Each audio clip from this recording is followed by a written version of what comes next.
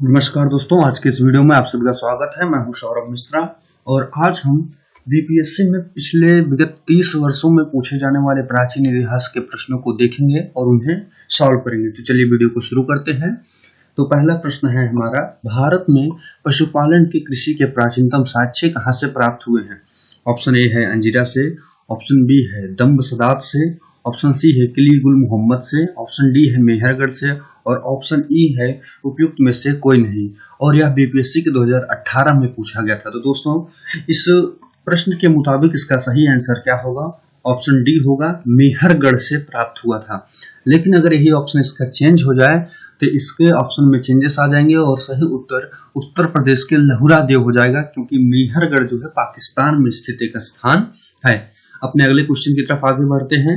जो हमारा क्वेश्चन है, निम्नलिखित में से किसको कैलकोलिथिक युग भी कहा जाता है?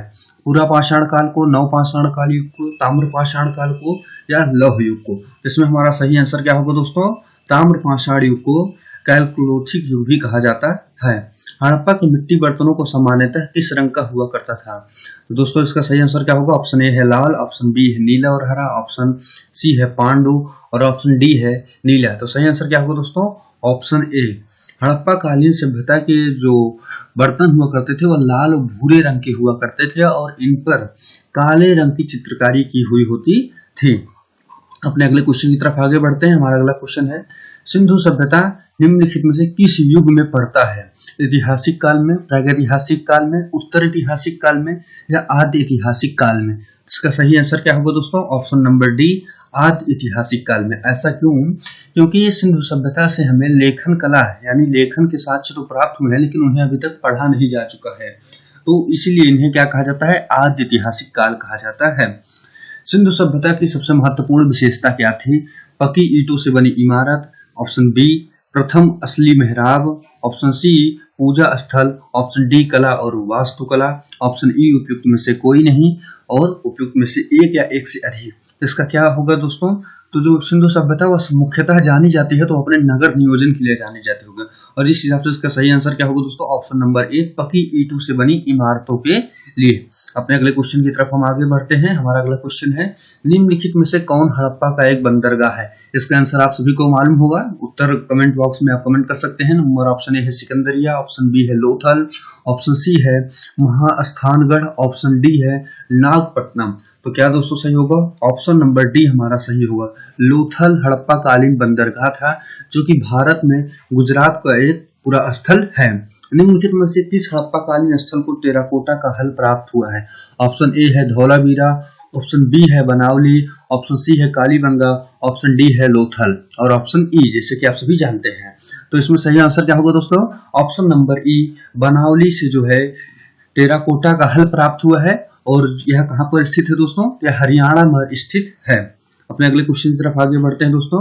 तो हड़प्पा के किस नगर से जुटे हुए खेतों का निशान प्राप्त हुआ है? ऑप्शन ए है कालीबंगा, ऑप्शन बी है धौलावीरा, ऑप्शन सी है मोहनजोदड़ो, ऑप्शन डी है लोथल। तो इसमें सही दोस्तों क्या होगा आंसर? Option A, Kalibangan. और कालीबंगा कहाँ का पूरा स्थल है दोस्तों? तो भारत के राजस्थान में स्थित पूरा स्थल है। अपने अगले क्वेश्चन की तरफ आगे चलते हैं और हमारा अगला क्वेश्चन है, निम्नलिखित में से कौन हड़प्पा और मोहनजोदड़ो के उत्खनन से संबंधित नहीं है? आर डी बनर्जी, के एन दीक्षित, एम एस वत्स, वी एस स्मिथ। इसका सही ऑप्शन क्या होगा दोस्तों? Option number D, V A Smith. क्योंकि वी ए स्मिथ हड़प्पा से संबंधित नहीं थे, वह जो है जो मध्य प्रदेश में खुदाई हो रही थी तो वहां से संबंधित वो थे। अपने अगले क्वेश्चन की तरफ आगे बढ़ते हैं दोस्तों। बोग जोकोई का महत्व इसलिए है क्योंकि वहां से जो अभिलेख प्राप्त हुए हैं उसमें वैदिक कालीन देवी देवताओं का वर्णन है। थोड़ा सा दिख नहीं रहा स्कैनिंग में, इसके लिए मैं आपसे क्षमा चाहता हूँ।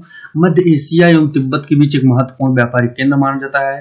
वेद के मूल ग्रंथों की रचना यही हुई थी। और ऑप्शन डी उपयुक्त में से कोई भी नहीं। तो कौन सा ऑप्शन सही होगा दोस्तों? ऑप्शन नंबर ए सही होगा।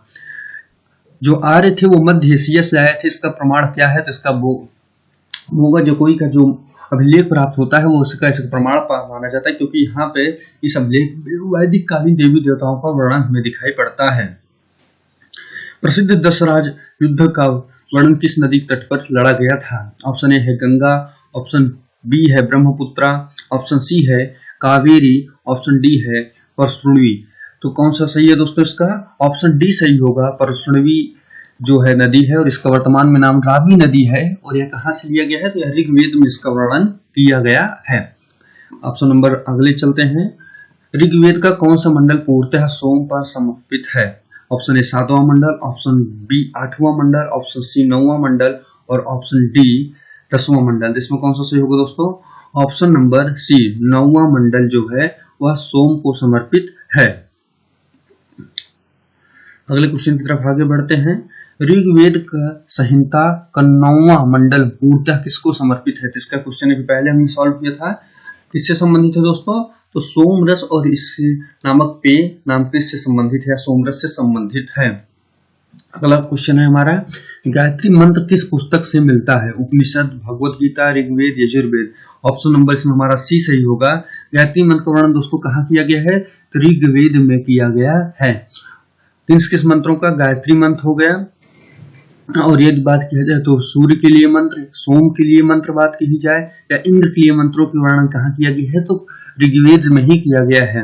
निम्नलिखित में से किस भारतीय दर्शन ने परमाणु सिद्धांत का प्रतिपादन किया था? ऑप्शन ए है योग, ऑप्शन बी है न्याय, ऑप्शन सी है सांख्य, ऑप्शन डी है वैशेषिक। तो कौन सा सही होगा दोस्तों? ऑप्शन नंबर डी हमारा सही है। वैशेषिक ने जो है परमाणु सिद्धांत का प्रतिपादन किया था। अगला क्वेश्चन है हमारा, महावीर स्वामी का जन्म कहाँ हुआ था? ऑप्शन ए है कुंडलग्राम में, ऑप्शन बी है पाटलिपुत्रा में, ऑप्शन सी है मगध में, ऑप्शन डी है वैशाली में। तो कौन सा सही होगा दोस्तों? ऑप्शन नंबर ए हमारा सही है। महावीर स्वामी का जन्म कहाँ हुआ था? कुंडलग्राम में हुआ था। और इनकी मृत्यु कहाँ पे हुई थी? पावापुरी में हुई थी। अपने अगले क्वेश्चन की तरफ आगे बढ़ते हैं हम। महावीर जैन की मृत्यु निम्नलिखित में से किस नगर में हुई है? अभी अभी इससे पहले क्वेश्चन मैंने आपको बताया। ऑप्शन कौन सा सही होगा? सी सही होगा। पावापुरी में जो है महावीर जैन की मृत्यु हुई थी। भगवान महावीर का प्रथम शिष्य कौन था? ऑप्शन ए है जमाली, ऑप्शन बी है योशुद्ध, ऑप्शन सी है विपिन और ऑप्शन डी है प्रभास। इसमें कौन सा सही होगा दोस्तों? ऑप्शन ए सही है। जमाली भगवान महावीर स्वामी का प्रथम शिष्य थे और यह इनके जो है दामाद थे। अगले क्वेश्चन की तरफ आगे बढ़ते हैं। निम्नलिखित में कौन सबसे पूर्वकालीन जैन ग्रंथ है? 12 अंग, 12 उपंग, 14 पूर्व, 14 उपपूर्व। इसमें कौन सा सही होगा दोस्तों? ऑप्शन नंबर सी सही है। 14 पूर्व जो है जैन धर्म का सबसे पुराना ग्रंथ है। अगले क्वेश्चन की तरफ आगे बढ़ते हैं। महात्मा बुद्ध ने अपना धर्म चक्र परिवर्तन किस स्थान में दिया था? ऑप्शन ए है लुम्बिनी, ऑप्शन बी है सारनाथ, ऑप्शन सी है पाटलिपुत्री और ऑप्शन डी है वैशाली। इसमें कौन सा सही होगा दोस्तों? महात्मा बुद्ध ने अपना जो प्रथम धर्म चक्र परिवर्तन दिया था वह सारनाथ में दिया था। और सारनाथ कहाँ पे स्थित है? वाराणसी उत्तर प्रदेश में यह स्थित है। अगले क्वेश्चन की तरफ आगे बढ़ते हैं हम। महात्मा बुद्ध का महापरिनिर्वाण कहाँ हुआ था? Option A Lumbini, option B Bodh Gaya, option C Kushinagar, option D Kapilvastu. तो क्या सही होगा दोस्तों? ऑप्शन नंबर सी सही होगा, कुशीनगर में। और यह भी कहाँ स्थित है? यह उत्तर प्रदेश में ही स्थित है। त्रिपिटक किस धार्मिक पुस्तक है? जैन है, हिंदू, पारसी, बौद्ध। कौन सा सही होगा दोस्तों? बौद्ध धर्म से संबंधित है त्रिपिटक, जिसमें सुत्त पिटक, उसके बाद सुत्त पिटक, विनय पिटक और अधिधम्म पिटक 3 पुस्तकें हैं जो बौद्ध धर्म की प्रमुख धार्मिक पुस्तकों में आती हैं। त्रिरत्न या 3 रत्न जैसे सटीक ज्ञान, सच्ची आस्था, सटीक क्रिया निम्नलिखित में से किससे संबंधित है? बौद्ध धर्म, हिंदू धर्म या जैन धर्म से। इसमें दोस्तों क्या सही होगा? ऑप्शन नंबर हमारा सी सही होगा। यह जैन धर्म से संबंधित है, जिसमें सम्यक दर्शन, सम्यक ज्ञान और सम्यक चरित्र की बात की गई है। अगले क्वेश्चन की तरफ आगे बढ़ते हैं। निम्नलिखित में से कौन सी बात बौद्ध धर्म तथा जैन धर्म में समान नहीं है? अहिंसा, वेदों के प्रति उदासीनता, आत्मदमन, रीति व रिवाजों की अस्वीकृति। तो इसमें कौन सा सही होगा दोस्तों? ऑप्शन नंबर सी सही है, आत्मदमन। क्योंकि जो बौद्ध धर्म है उसमें यह मानना है कि आप यदि ज्ञान की प्राप्ति कर चुके हैं तो दूसरों को भी ज्ञान बांटें, उनको भी ज्ञान का प्रचार करें और मोक्ष ऐसे ही प्राप्त कर सकते हैं। जबकि जो जैन धर्म है उसमें मोक्ष प्राप्ति के लिए अपने शरीर को त्यागना पड़ता है और इसको संलेखना कहा जाता है। बोध गया में बोध वृक्ष अपने वंश का कौन सी पीढ़ी है? तृतीय, चतुर्थ, पंचम या षष्ठम? तो कौन सा सही होगा दोस्तों? ऑप्शन नंबर सी सही है, पंचम। बरहार की गुफाओं का उपयोग किसने आश्रय गृह के रूप में किया था? आजीविकों ने, थारुओं ने, जैनों ने या तांत्रिकों ने? तो कौन सा सही होगा दोस्तों? ऑप्शन नंबर ए सही होगा, आजीविकों ने। और इसे किसने बनवाया था बरहार की गुफाओं को? तो इसे अशोक के पौत्र बृहदरथ ने बनाया था, आजीवक संप्रदाय के लिए। आजीवक संप्रदाय के संस्थापक कौन थे? ऑप्शन ए है आनंद, ऑप्शन बी है राहुलोभोद्र, ऑप्शन सी है मक्खी गोसाल, ऑप्शन डी है उपाले। तो कौन सा सही होगा दोस्तों? ऑप्शन नंबर सी सही होगा, मक्खी गोसाल आजीवक धर्म के संप्रदाय के संस्थापक थे। पाटलिपुत्र के संस्थापक कौन से दोस्तों? Option A Udayan, option C Ashok, option B Bimbisara, option D Mahapadmananda. तो कौन सा सही होगा दोस्तों? ऑप्शन नंबर ए सही है, उदयन। उदयन जो है अजातशत्रु के पिता हुआ करते थे और इन्होंने ही पाटलिपुत्र की स्थापना की हुई थी। किस शासक द्वारा पाटलिपुत्र की राजधानी के रूप में चयन किया गया था? अजातशत्रु, कालाशोक, उदयन, कनिष्क? तो अभी हमने ऊपर के क्वेश्चन में देखा उदयन ने इसकी स्थापना की थी और उदयन ने ही इसका जो है राजधानी के रूप में चयन किया हुआ था। ऑप्शन नंबर सी सही होगा। अगले क्वेश्चन की तरफ आगे बढ़ते हैं। निम्नलिखित में से किस राजा ने पाटलिपुत्र को बसाया था? ऑप्शन नंबर ए है Shishunaga, option B Bimbisara, option C Ajatashatru और ऑप्शन डी है उदयन। तो कौन सा सही होगा दोस्तों? हमारा उत्तर नंबर डी या ऑप्शन नंबर डी सही है, उदयन ने ही पाटलिपुत्र की स्थापना की हुई थी। यदि आप लोग ध्यान से देख रहे होंगे तो बीपीएससी अपने क्वेश्चंस को कई बार रिपीट करता है, जिससे हम देख रहे हैं, या एक ही क्वेश्चंस को अलग अलग रूप में देता है। तो इस प्रकार आप जान सकते हैं कि पहले आए हुए या पूर्वावलोकन में आए हुए क्वेश्चंस हमारे लिए कितने इंपॉर्टेंट रखते हैं बीपीएससी के प्रीलिम्स में। तो चलिए अगले क्वेश्चन की तरफ आगे बढ़ते हैं।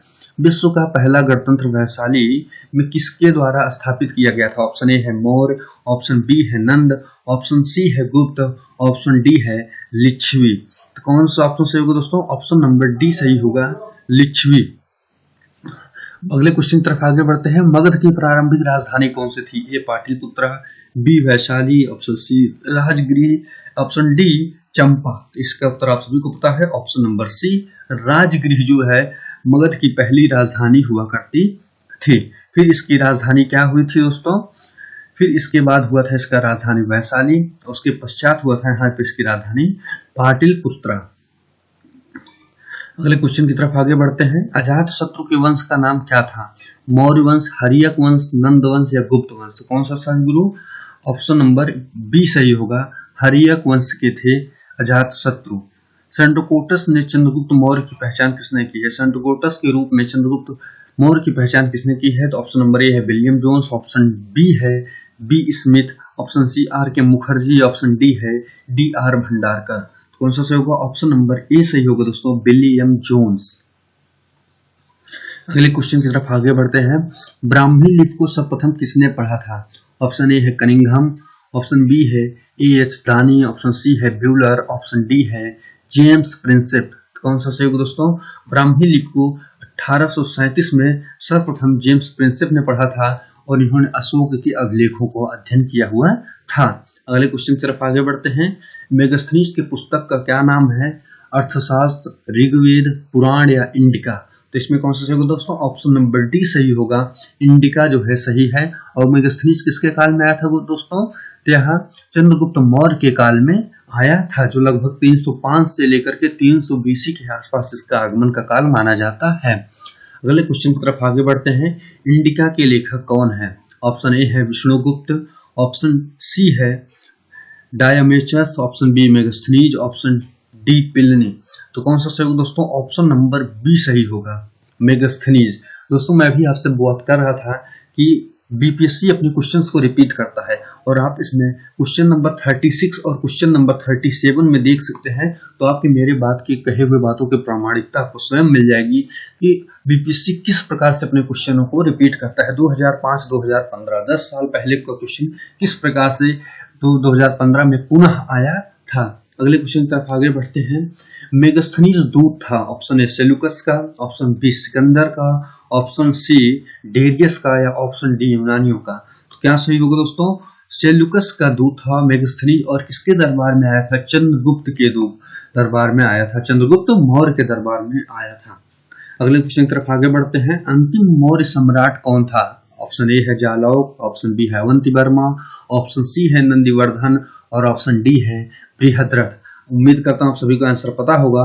ऑप्शन नंबर डी सही होगा। बृहद्रथ जो है अंतिम मौर्य शासक था। क्वेश्चन नंबर आगे बढ़ते हैं। किस अभिलेख में रुद्रदामन प्रथम की विभिन्न उपलब्धियां वर्णित है? ऑप्शन ए है जूनागढ़, ऑप्शन बी है भितरी, ऑप्शन सी है नासिक और ऑप्शन डी है सांची। क्या सही होगा दोस्तों? ऑप्शन नंबर ए जूनागढ़। रुद्रदामन के जूनागढ़ अभिलेख में रुद्रदामन की उपलब्धियां उल्लेखित हैं और इसमें मौर्यों के बारे में जानकारी मिलती है और यह संस्कृत में लिखा गया पहला अभिलेख है। इस बात को आप लोग याद रखिएगा। अगले क्वेश्चन की तरफ आगे बढ़ते हैं।